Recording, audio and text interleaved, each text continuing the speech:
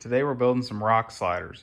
So I'm building these rock sliders for my 2002 Kia Sportage. These things, like with a little bit of a lift and some decent tires, they have a good bit of ground clearance, but the body is fine right now and I don't want it to get compromised. So what I have here is just mocked up for the mounts and then the actual slider itself. So I determined that this is going to be, these legs are 9.5, and then I notched them about a ½ inch back. So I did that with a 2-inch hole saw because these are 2-inch tubes. I'm just using this 2x4 in the back here and this one up front to square everything up before I tack it. So what I'm going to do is, because the frame dips in right here on the actual vehicle, I'm going to do these 2 mounts, get everything like mocked up on the vehicle, and then I can cut these a little bit longer legs.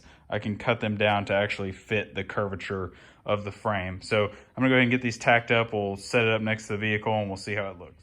Now that we have everything set up on the vehicle and leveled up, so you want to make sure that you're level to the vehicle, not to the ground. I know this concrete area is fairly level, but not perfect. So I went ahead and made sure it was level to the vehicle. So here on the front, let's see if we can see that. So right about here, the frame starts to dip in. So I had to make sure to get that angle correct on that front leg. And as you can see here, it's tight up against the frame. I'm using this jack in the middle with this 1x2 on the flat of the frame, just to make sure that my slider attachment point is not below the frame at all. So that's keeping the whole slider oriented flat.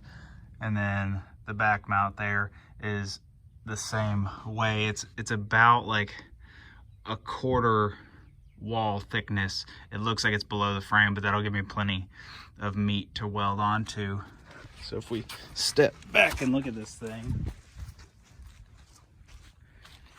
you can see there it will fully protect the rocker panel. It sticks out a touch further than I would like, but it will, and I mean, I could cut it back, but it'll protect the body. So if you look at it, you know, from the side profile, that will like shear a rock away from the body. So that's what I was going for.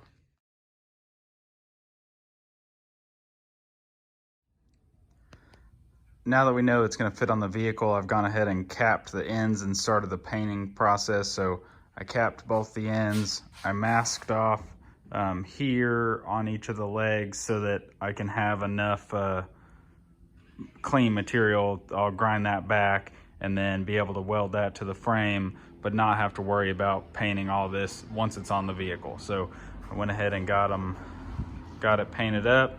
This is a bed liner material that I've had really good success with.